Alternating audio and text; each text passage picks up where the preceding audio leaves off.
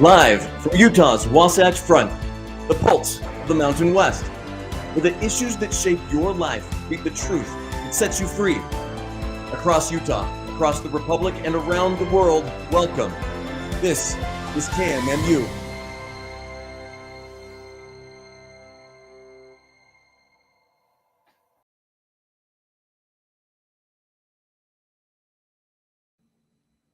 Okay, hello everybody. It is Goud, and we are here for a special edition of the Goud Crowd so that we can talk to Louis Jones, a student at I guess he was a student at the University of Utah in Korea. And we'll talk through what happened to him and how he ended up getting suspended for 2 years. This is kind of a wild story. And I think it has some application actually to our flagship university in our state as well. So let me bring him up and we'll welcome him to the show.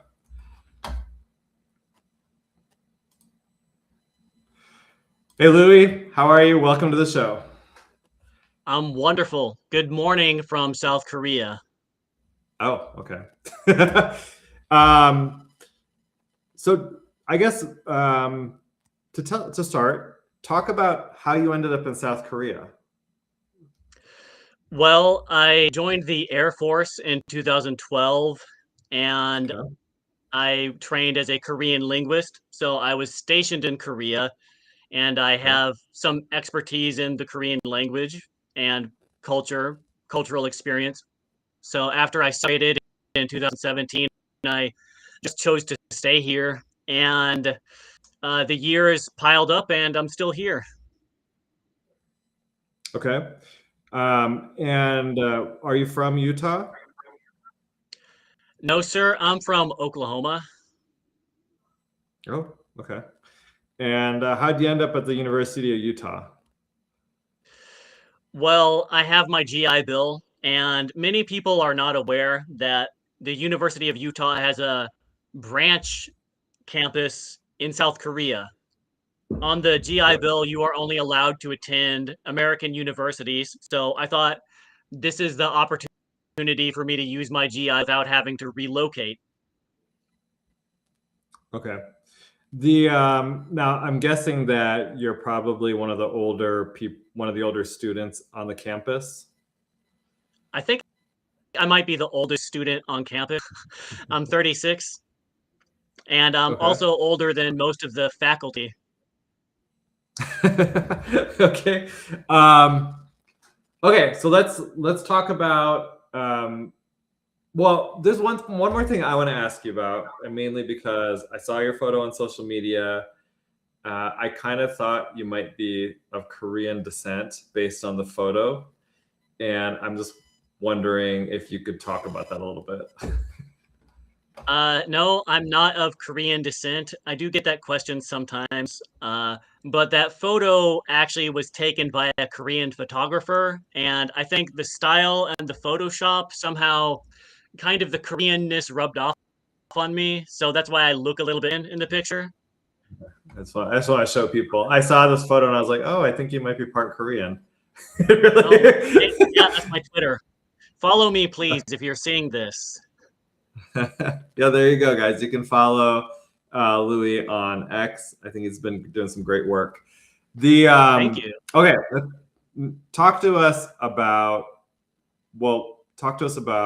how you became politically active.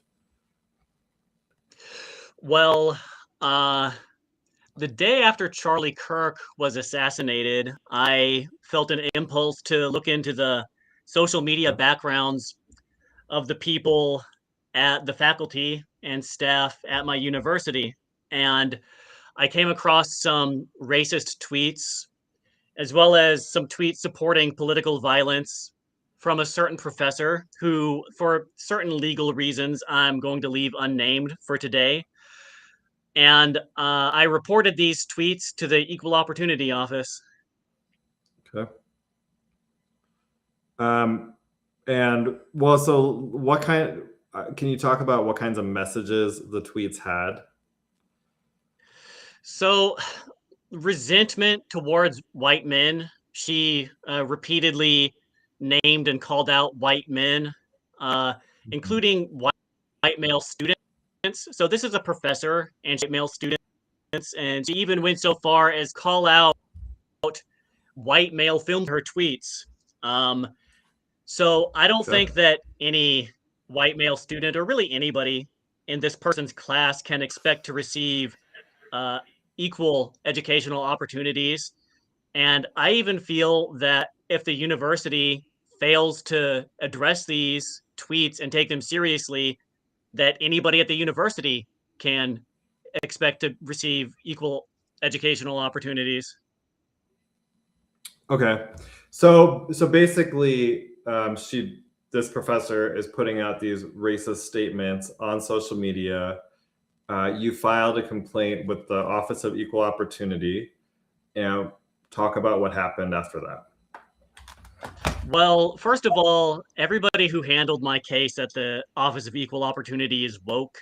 I can share their profiles right now, and I can also share the rationale that they gave. And so in the pre-meeting, you saw the rationale, and it's so totally illogical and ridiculous.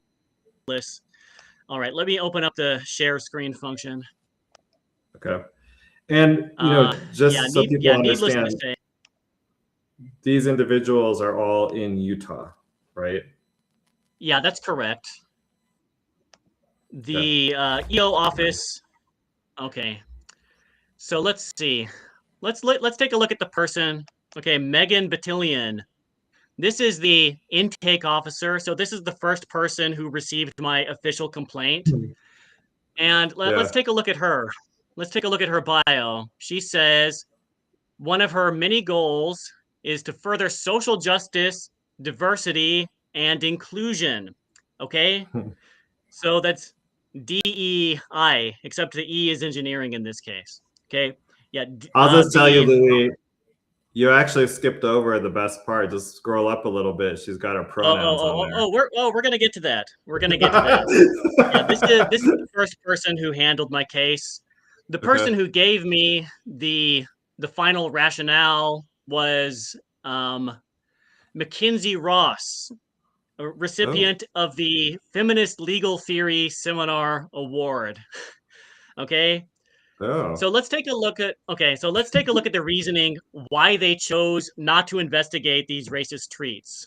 Okay. Yeah. You report the respondent made posts on Twitter disparaging white people. Listen to this.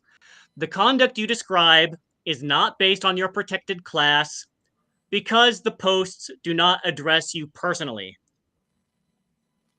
Okay. That's a false statement. Like in symbolic logic, the posts describe my protected class because I am a member of that protected class. Okay. Race, what this means in legalese, according to the Civil Rights Act, race is a protected class. Okay. Right. Okay. The second reason is even more crazy. I will say that there had been this precedent that white people, or at least white men, have to meet a higher standard in order to prove discrimination. I don't know if that's what she's referring to here, but that could be the basis for, at least part of the basis for that statement. So as I recall, that standard has been overturned by the Supreme Court. Yes, I know. No, you're right. You're right on that. I'm just saying that I don't know if it's filtered down to the University of Utah yet. Interesting point. Okay, the second rationale. Okay, the respondent's conduct does not constitute severe or pervasive enough conduct to establish a sufficient claim. Okay, the conduct of harassment, because the time span ranging from 2013 to 2024 is a insufficient number of examples.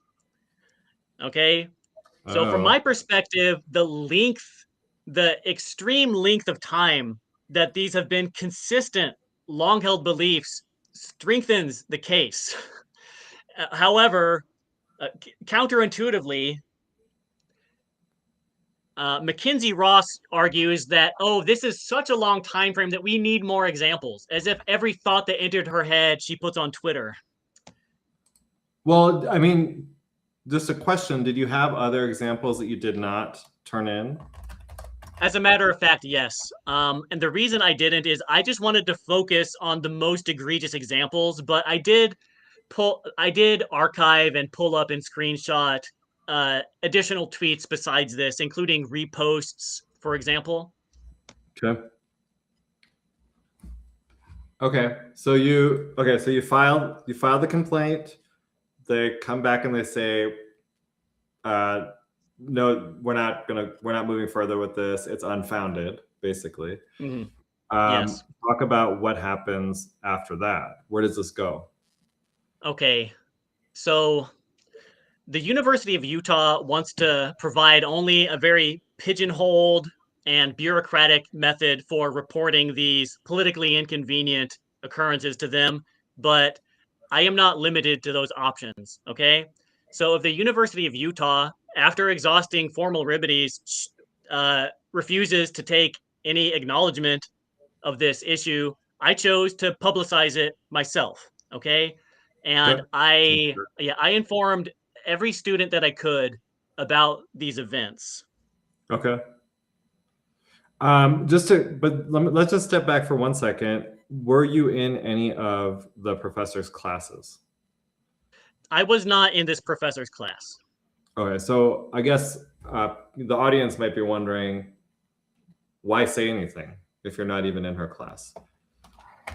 Well, because this is not an isolated incident, and I've been looking up so as I mentioned, every person who has handled my case has held pretty much the same critical social justice, critical theory related ideological, okay, I call it gay race Marxism. They pretty much all express those same beliefs. So it's progressives like to use this term systemic discrimination or systemic bias.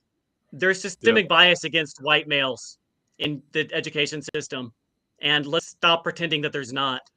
There is not a single white male under 40 on the University of Utah faculty or staff. Okay, so according to the progressive's own logic, discrepancies are proof of discrimination.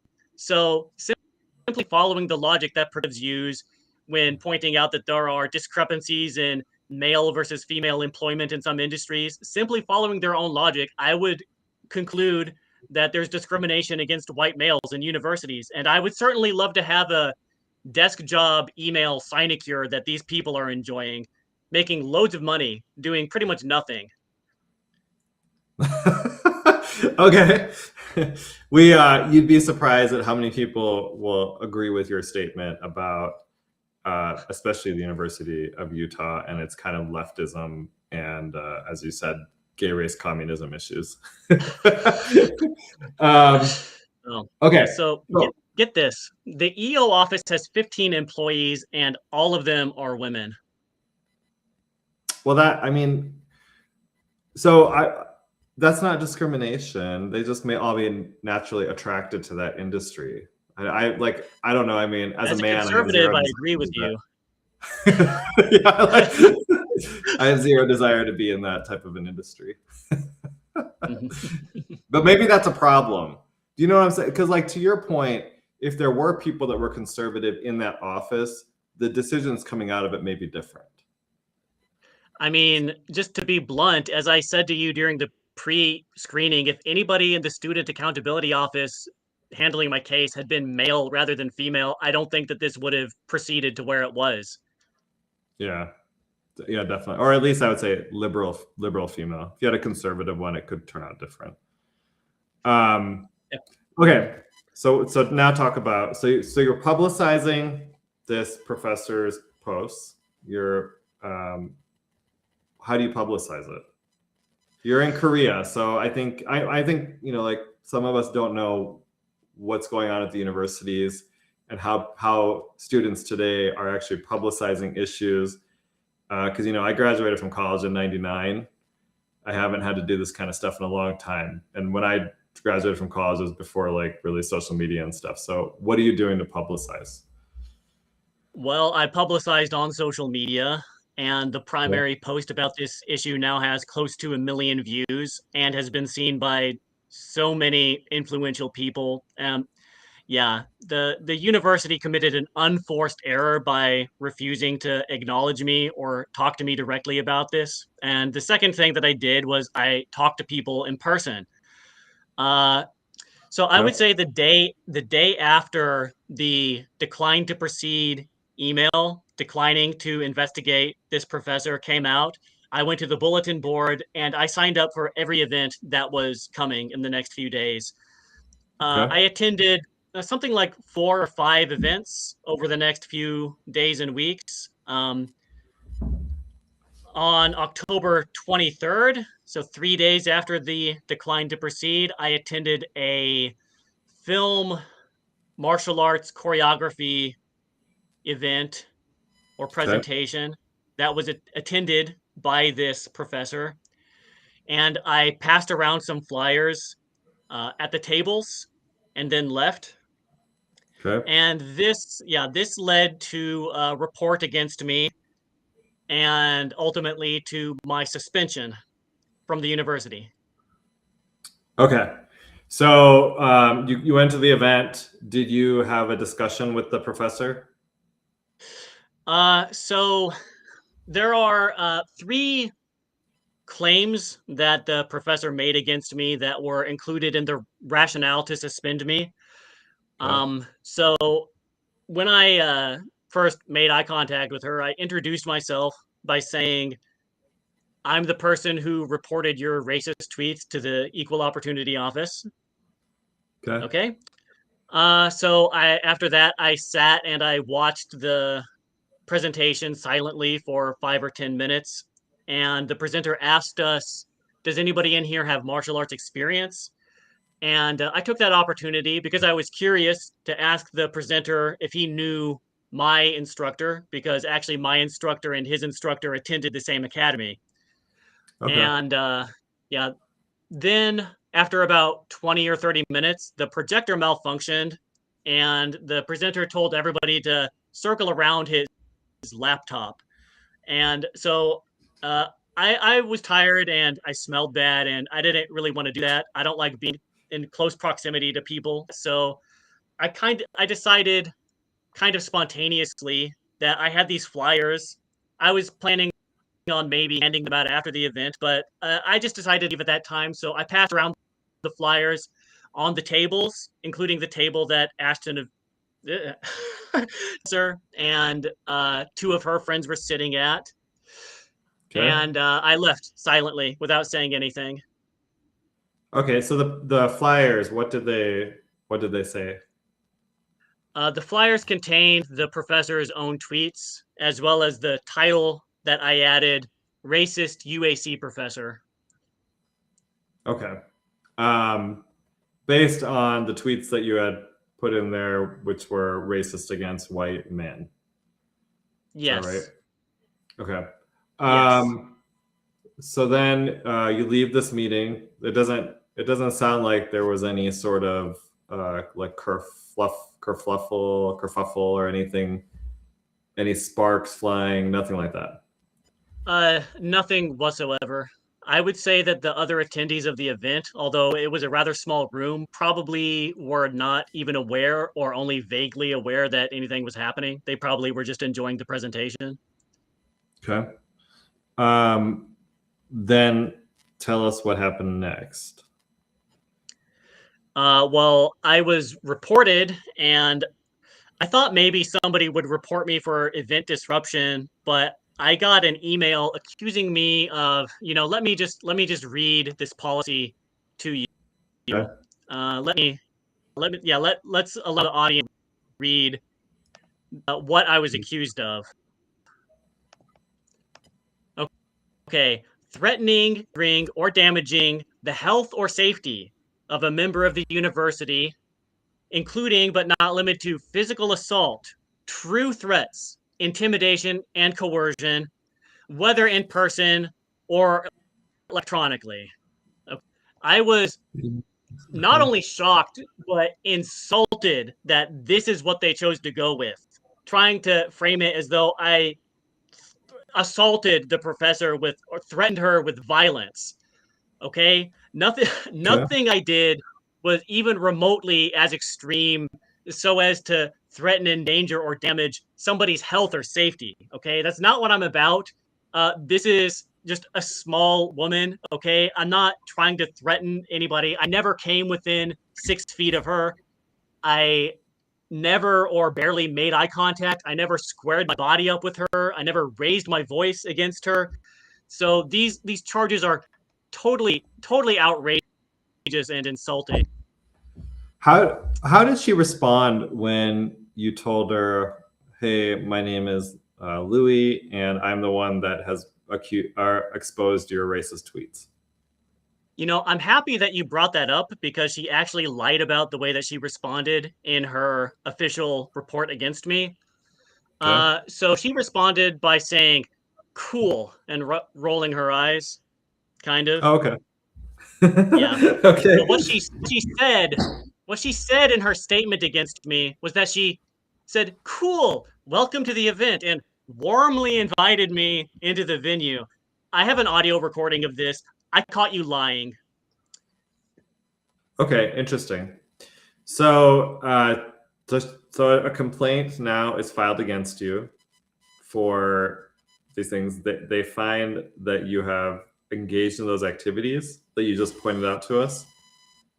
Yeah. So the Student Accountability Office, April Pavelka, she pretty much just adopted the framework of the accuser, and rather than take my perspective into account, she just chose to go with this threatening or endangering behavior accusation. And I do have some compilation of ridiculous statements that April Pavelka of the Student Accountability Office made. Yeah. Yeah, let's see it. Sounds Yeah. fun. Yeah, it is fun. So, Okay. all right, how do I share screen? Yeah, this person Same is way. so ridiculous and unprofessional. This yoga instructor, okay? So chooses to call me by gender neutral pronouns because I choose not to inform her what my pronouns are. I think she can just know. So I'm sure that she'll have no objection to me referring to her as yoga instructor April throughout this event until she chooses to tell me what specifically her preferred job description is. Okay, let's see what you got. I'm interested. She's based in Utah, right? Yes, she is. Yeah. Okay. So if I can remember, so she makes some statements saying that repeatedly she says, obviously, because I was reported, therefore my behavior was inappropriate. Okay, Oh, really? think about the unprofessionalism of that. So she repeatedly doubles down and triples down. The fact that I was reported in and of itself is proof of my guilt. You're going to hear this. That's circular logic to say that the existence of proceedings meant to prove guilt are themselves evidence of guilt. Listen to this. Okay. Don't fail me now. While we're waiting, I'll just tell people it looks like she makes about $110,000 a year at the University of Utah. So, oh my God. April Pavelka is the perfect example of being promoted to your degree of incompetence. Okay, let's listen to this. Okay.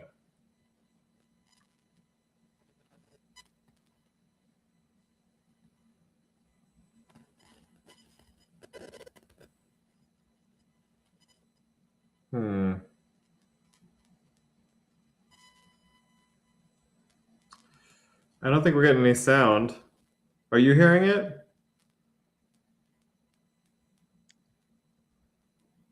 No, Mr. Producer, it looks like it's Oh my playing. gosh. Okay, this is...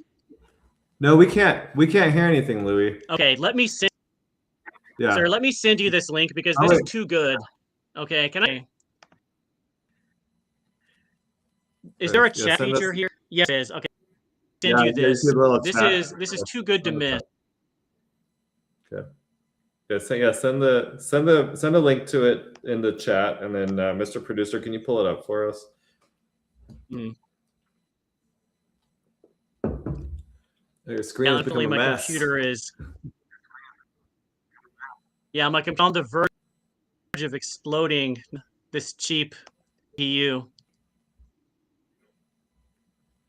Okay. You didn't? I don't see it in the chat. Did you put it in the chat or no? Oh yeah, yeah. My computer is being lagging, but nevertheless, all of these, every document that I have is going to be exposed at some point. Okay.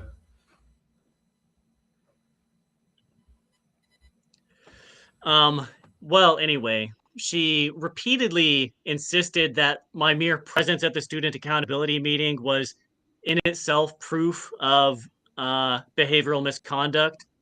And even after I confronted her with that, she doubled down. She also referred to me by my gender neutral they them pronouns like 15 or 20 times. She introduced herself. This is so ridiculous. She introduced herself by saying April Pavelka, pronouns she, her. Every person in the meeting knows who she is. There's just no logical reason to do that. She did accidentally call me he one time. Were you upset by that? Wait, you know what? I might have it. I have but I have a hearing. Oh, I don't have your clip. I have the whole hearing, I think. yeah, I did have kind of an edited compilation. Yeah. We have okay. Mr. Producer said. Yeah, if you see the chat, once you pull it up, just stick it in the chat down here, and the producer can pull it up for us.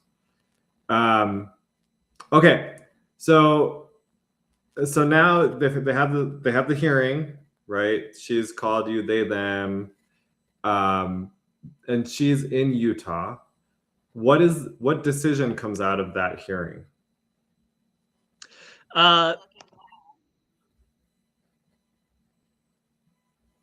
Okay. Yeah. I'm sorry, computer. What was your question? Okay. You have like I said, if you have the video, just drop it in the chat. You can see it down on the screen here, the private chat. I think my ad block is. Yeah. Okay. I think my ad block is interfering with the chat. Okay. But then in terms of what you have the hearing, and then what is the decision that they make? Oh, well, they chose to proceed with the suspension. Okay. Yes. And so so I was suspended on the grounds of these endangering, threatening behavior charges. Okay, so now at this point in time, you're now suspended for 2 years for essentially handing out flyers in a classroom. Correct. Okay. Just for the audience's sake, though, can you talk about the other example of the classroom and the student accountability portion of this? Because I thought that was actually really fascinating from the perspective of what types of debates are allowed when you're in a classroom. So I actually had 2 student accountability meetings with April Pavelka, and the first one was proceeding from an incident where I had very sharply criticized an assigned reading in a particular class. So the purpose of this class is textual discussion. We are given assigned readings. The class is 3 hours, and we sit in a circle, and without exaggeration, all 3 hours of the class are dedicated to student-led textual discussion. Okay, so I presented my comments on one of the readings, which I felt was biased against whites and overly sympathetic and non-critical of the BLM movement. And I was anonymously reported, but I know who. It was 2 liberal students in class. I was anonymously reported, and not by the professor, by the way. The professor did not interrupt me and say this is a disruption. Okay, she was agreeable to my comments, and as a matter of fact, she removed the text from the curriculum afterwards. But in this case, I was charged with probation, and the probation included, it stipulated that any further behavioral issues would result in separation from the university. Okay. Well, okay. So first of all, I want to know what were the behavioral issues that you had in the classroom? Did you say something racist? Did you say something inappropriate when you were criticizing the text? And what was the text? The text was something by Rosenberger or something. It's gonna take to pull it up. Okay. But okay, my comments I would say were controversial because it was a politically biased text, and I had to address my perspective on it. But nothing I said was actually inappropriate. I have notes from that I read from, and I was careful and rigorous to remain within appropriate dialogue when delivering these notes. Okay. And so when you went, so the students filed this anonymous complaint. When you go and you meet with April Pavelka, what did she say to you? Well, as I tried to show you, but the audio was cutting off. She said the mere presence in a student accountability meeting, actually the mere fact that I was accused of a classroom disruption, was in itself proof of my guilt. And Okay. she also said, so her rationale in the suspension letter was that the too long. Okay, my comments were 5.5 minutes within a 3-hour class, actively a small fraction of the class.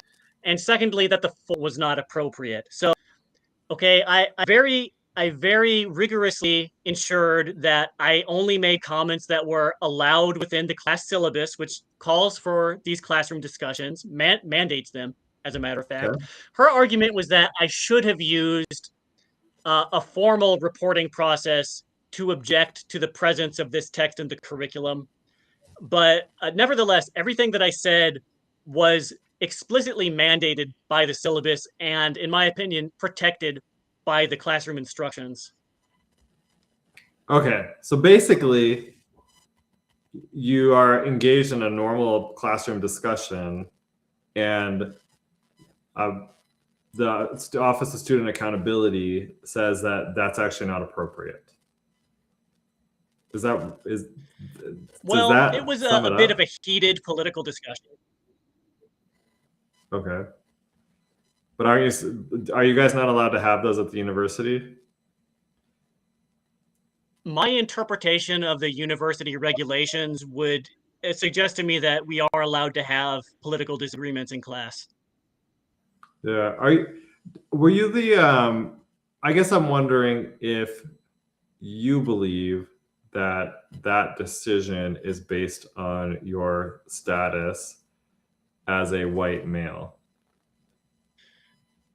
So as I mentioned, every single person who handled my behavioral adjudication, as well as my equal opportunity complaint, every single person, I have evidence that they adhere to a critical theory ideology.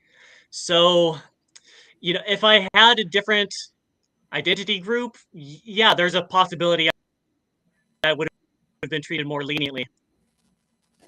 Okay. Are you aware of any other sorts of complaints against other students that were of a similar kind of like similar character that went down the same path yours did, or had a different result? No, I'm afraid not. I don't know about any other student behavioral adjudication cases. Okay.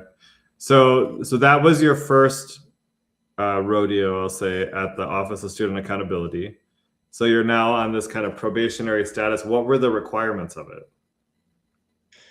The probation status did not include any guidelines or requirements. It simply noted that I would be expelled or suspended in the case of further behavioral issues. Okay.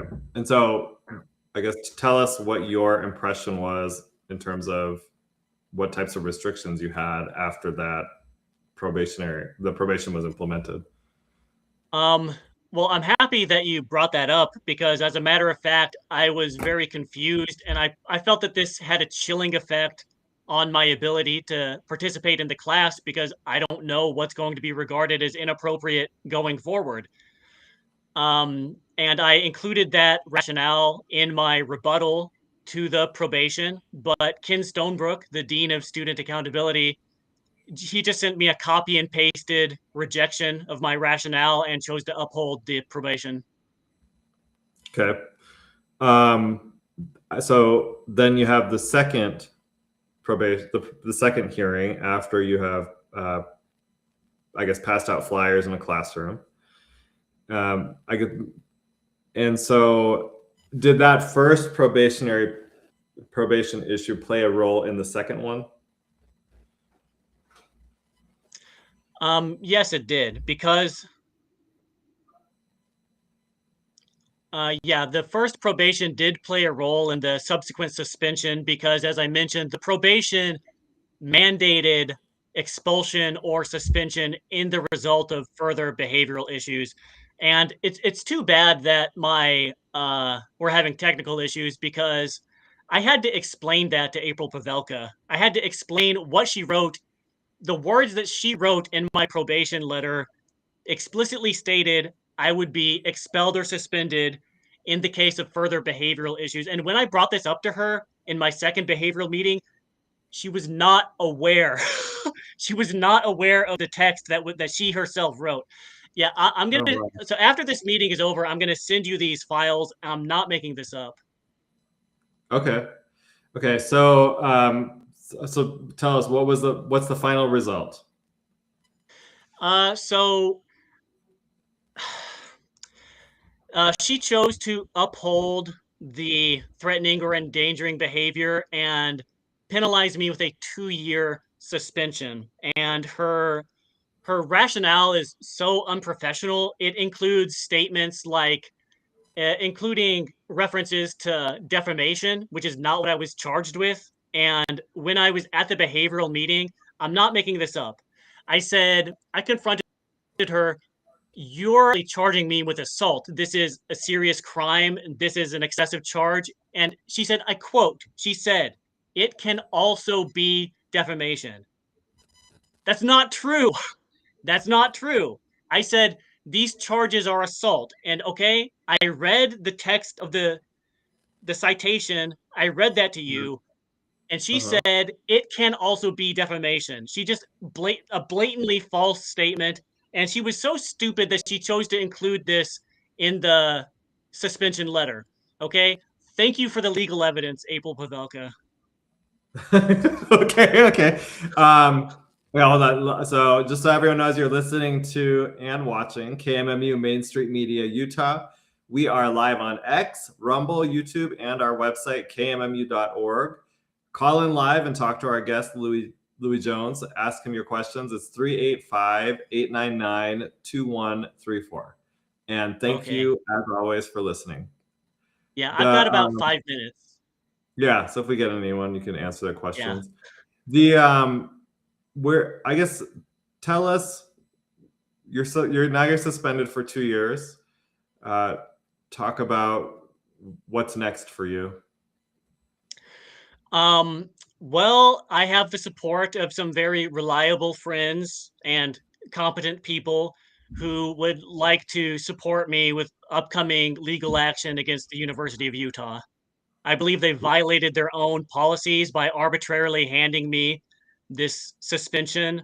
I believe they used arbitrary reasoning and that they really twisted the evidence to fit the conclusion that they wanted, with the motivation seemingly of silencing inconvenient political expression. Okay. And I'll ask you this, because I understand the GI Bill issue. Has this had any impact on your GI Bill benefits? That's a very astute question. Are you a service member? Yes, everybody knows I am in the Guard. Yes. Oh, yeah. Yeah, that's a very intelligent question. I was really concerned about this. This was my biggest concern, but Yeah. fortunately, I was able to receive my final grades for the classes I was enrolled in. So I will not be in a position of owing money to the VA, and I was able to receive my housing allowance. And by the Yep. way, none of this hurts me. The main reason I took this course was to get the housing allowance. Okay, so to the University of Utah, go to hell. I got 30,000 some odd dollars in, pretty much free money from the VA, and I Yeah. damaged the reputation of your institution and exposed the corruption and incompetence therein. So, yeah, this is a total victory for me already, and it's only going to get better for me and worse for you. That's my message to the University of Utah. Okay. Well, I guess I'll thank you. Thank you for coming on today. We'll be watching to see where this goes because this is, I think, a really interesting case. And like I said, the fact that you were dealing with people in Utah, because initially I thought this was people in Korea, really concerns me because I'm wondering if these same issues are happening here in the United States as well. Thank you so much for inviting me, and contact me anytime. I'd love to come on anytime. And this is only the tip of the iceberg. Okay, great. Thanks, Louis. Thank you so much. Okay, well, it was fantastic. We got to talk to Louis Jones. You can follow him. He is at Hands Hoppy for Life on X. So it's Hands Hoppy, HOPPE for LYFE on X. It's a really fascinating issue, and I think we actually need to dig a little bit to see if similar issues are happening at the U in Utah. I have some concerns that if the same people are working in the Office of Student Accountability, the Office of Equal Opportunity, if the same people that are dealing with the Korean campus are also dealing with the Utah campus, my assumption would be that we're having similar types of issues happen here. And I think we ought to be very concerned about that because I've heard some people say that this case is different because he's in Korea. But again, if it was University of Utah employees who are actually in Utah applying Utah-based policies to the Korean campus, that's a very different situation. And that means that we may have a state-funded, a taxpayer-funded campus that is not actually respecting free speech, encouraging students to vigorously debate, to have vigorous dialogue, and to really have no holds bars discussion, which means that I don't think you're going to get a very valuable education. So hopefully there are people out there that are looking into this. And if you are, we would love to hear about it here. So come and let us know.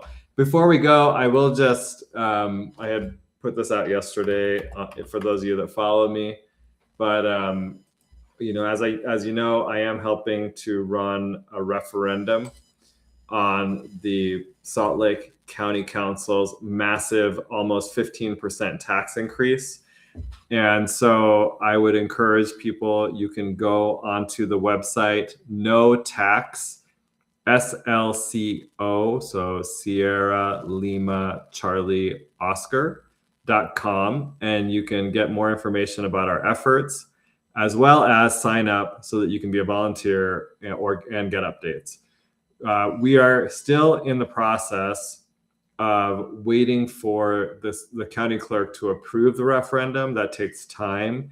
While we're waiting, we are working our butts off, setting up our organization, setting up where we're going to have signing locations, and getting this all ready to go so that when we get approval from the Salt Lake County clerk, we are going to be going balls to the wall to get this done. We have to collect 45,000 signatures over 45 days, and we want to make sure that we actually do it. The goal here is to get this onto the ballot in 2026 so that we can cancel that tax increase and we can make Salt Lake County affordable again. So I hope that those of you that listen have signed up and that you'll get involved. This is a really important effort. And I think it's a way for the people through a fully volunteer effort to show the elected officials who have stopped listening to us that when we get together, we are powerful and we will push back against you, and you better not increase our taxes anymore. So that would be what we'll close with today. It's been, thank you all for listening. I am Goud. This is the Goud Crowd. We are usually on every Monday from 5 to 7 p.m. So you'll be able to see me again on Monday. And actually tune in on Monday because we're going to do our Christmas special. We'll have on Back Home with Brandy is going to come on with some Christmas fun games. And then we'll also have Natalie Clausen and God, what her name is slipping my mind, Laurel Fetzer, to talk about efforts that happened this week to try to remove them from the Salt Lake County GOP. So it should be a really exciting show. It'll be a lot of fun. We'll take your comments and questions.